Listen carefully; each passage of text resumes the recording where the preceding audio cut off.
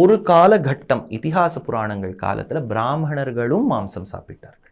there is no doubt about it. கிளியரா இருக்கு. வசிஷ்டருக்கு முயல் மாம்சத்தை சமைச்சு கொடுத்திருக்கா. இந்த மாதிரி மாம்ச போஜனம் பிராமணர்களிடையும் இருந்தது. ஏன் அப்புறம் குறைஞ்சு கொடுத்தோம்னா அதுக்கு ஒரு தியரி என்ன சொல்றாங்கன்னா, அகஸ்தியர் வடதேசத்திலிருந்து தெற்குக்கு வரும்போது வாதாபி ஜீர்ணோபவ என்கின்ற ஒரு வாதாபியை ஜீர்ணிக்கும் போது பார்ப்பா, நம்ம கடைபிடிக்கக்கூடிய தொழில் வேதம் கத்துக்கணும், வேதம் கத்து கொடுக்கணும். இந்த தொழில் இஸ் லார்ஜ்லி நாட் பிசிக்கல். நீ கல்லெல்லாம் தூக்கிட்டு பண்ண வேண்டாம், உனக்கு பிசிக்கல் ஆக்டிவிட்டி இல்லை. அப்போ உன் பாடி நல்ல டைஜஸ்ட் பண்ணி சிம்பிளா லைட்டா இருக்கிறதுக்கு நீ மினிமம் ஃபுட் சாப்பிடு. இனிமேல் வரக்கூடிய பிராமணர்கள் மாம்சம் புஜிக்க வேண்டாம்னு அவர் சொன்னதாக ஒரு தியரி ஏற்பட்டு அதுக்கப்புறம் பிராமணர்கள் சாப்பிடல. ஆபஸ்தம்பர் போதாயனர் எல்லாம் ஒத்துண்டா. அப்புறம் சங்கரர் ராமானுஜர் காலத்துல ரொம்ப ஸ்ட்ரிஞ்சன்ட் ஆகி ரொம்ப அதாவது வெஜிடேரியனிசம்ங்கிறது மட்டும் இல்லை, அது சாத்விகா போய் சூப்பர் ஹைப்பர் சாத்விகா எடுத்தது.